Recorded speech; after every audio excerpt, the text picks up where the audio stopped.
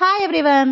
దోస, అలాగే ఇడ్లీలోకి సూపర్ కాంబినేషన్‌లో ఉండే కొబ్బరి చట్నీని ఈజీగా ఎలా చేసుకోవాలన్నది చూసేద్దాం. ఫస్ట్ అయితే కొంచెం ఆయిల్ వేసుకొని, అందులో ఒక 4 పచ్చిమిరపకాయలైతే గనక తుంచుకోండి. ఈ చట్నీ ఇద్దరికైతే గనక ఖచ్చితంగా సరిపోతది.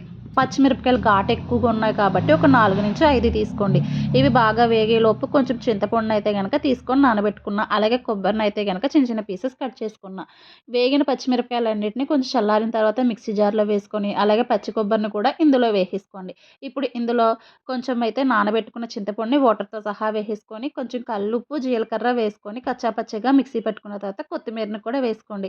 ఈ ప్లేస్‌లో అల్లం, అలాగే వెల్లుల్లి కూడా వేసుకోవచ్చు. నేను కార్తీక మాసం అందులో స్వాములకి చేస్తున్నాను కాబట్టి ఈ రెండిటినైతే స్కిప్ చేశా. ఫైనల్‌గా పోపు పెట్టుకొని ట్రాన్స్‌ఫర్ చేసేసుకుంటే మనకి అద్దిరిపోయే టేస్ట్‌తో కొబ్బరి చట్నీ అనేది స్వాములకు గానీ, కార్తీక మాసంలో కానీ తినొచ్చనమాట. వీడియో నచ్చితే లైక్ చేయండి, షేర్ చేయండి, సబ్స్క్రైబ్ చేయండి. Thank you.